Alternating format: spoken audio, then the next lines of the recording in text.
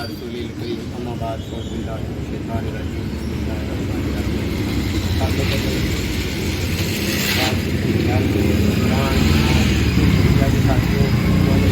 आपको मालूम है कि आज हम बात करते हैं हिदायत पर। स्वीडन में जो एक मलून ने कुरान के पाक की बेरुखी की है, उस एहतजाज के सिलसिले में इधर इकट्ठे हुए हैं।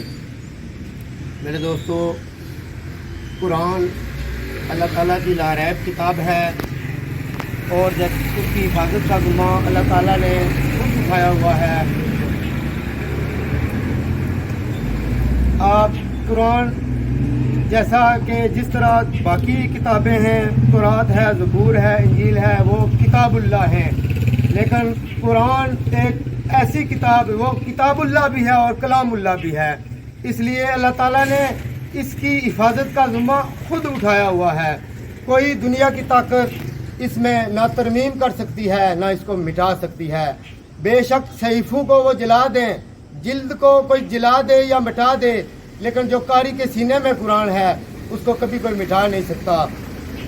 तो मेरे दोस्तों, दुनिया में कोई तसनीफ़ होती है, कोई मुसन्नफ़ तसनीफ़ लिखता है, कोई मुअल्लिफ़ तालीफ़ लिखता है, तो उसको पढ़ने के बाद हम एक नज़रिया बनाते हैं। लेकिन कुरान एक ऐसी किताब है जिसके शुरू में अल्लाह ताला ने फरमा दिया ज़ालिकल किताबु ला रैबा फ़ीही।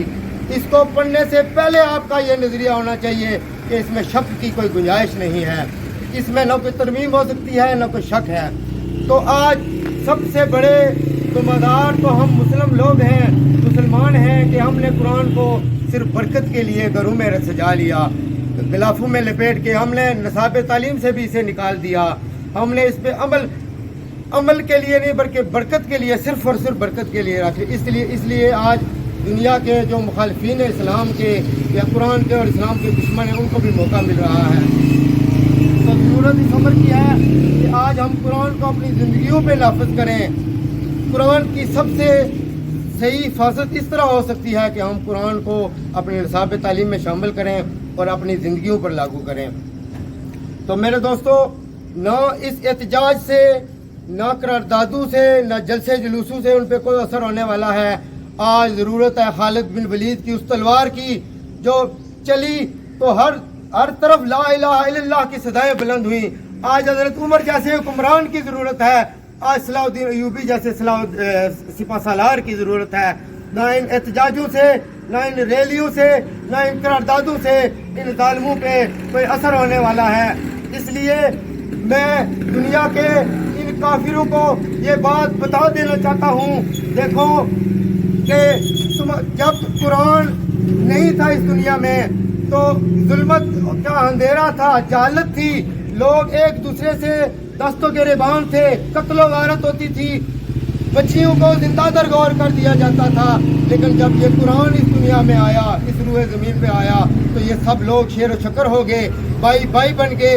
इस कुरान की बरकत से अल्लाह के नबी पे ये नाज़िल हुआ तो एक दुनिया में एक इल्म और नूर और रोशनी फैली। तो तुम कुरान की गुस्ताखी करके अपने अंदर के गंद को बाहर निकाल रहे हो। आज किधर गई हैं वो दुनिया की वो इंसानी हकूक़ की तंजीमें जो यूरोप की मिसालें हमें दिया करती थी, इनके वो लोगों के हकूक़ के लिए जो कहते थे ये लड़ते हैं। कोई कुत्ता भी अगर भूखा मर जाए तो उसे भी इंसाफ। आज वो किधर गई हैं वो तंजीमें? आज लाखों लोगों के जज्बात को मजरू किया गया कुरान की तौहीन करके। आज वो तंजीमें उनको सांप सूंघ गया है। इससे ये बात साबित होती है ये सब लोग एक हैं, ये इस्लाम के, ये कुरान के, ये दुनिया के लोगों के भी दुश्मन हैं। कुरान सिर्फ मुसलमानों के लिए नहीं है, ये अवाम हुदल्लिन्नास, ये लोगों के लिए हदायत है। ये पूरी उम्मत सिर्फ मुसलमान के लिए बल्कि पूरी अल्लाह के नबी भी पूरी कायनात के लिए आए हैं। उसमें नाज़िल होने वाला कुरान भी पूरी दुनिया के लिए आया है। तो ये इनकी खाम ख्याली है कि सहीफे को या कुरान की जिल्द को जलाकर वो कुरान को मिटा देंगे। अगर सहीफे और जिल्दों से मिट सकता कुरान तो कभी का कुरान भी मिट चुका होता। कुरान की हिफाजत का ज़िम्मा अल्लाह ने खुद उठाया हुआ है। तो मैं आखिर में इस शेर से ये बात ख़त्म करता हूँ, क्यों न हो बुलंद इस्लाम दुनिया के अदियानों पर, وہاں مذہب کتابوں میں، یہاں قرآن سینوں میں، اس لیے قرآن کو کوئی مٹا نہیں سکتا۔ تو آخر میں مذمت کرتا ہوں ان کے اس مذموم عزائم کی، اس مذموم حرکت کی۔ تو اپنی حکومت سے بھی میں درخواست کرتا ہوں، پرزور اپیل کرتا ہوں کہ سویڈن کی حکومت پر دباؤ ڈالا جائے کہ اسے سخت سے سخت سزا دی جائے تاکہ آئندہ کوئی ایسی جرات نہ کرے۔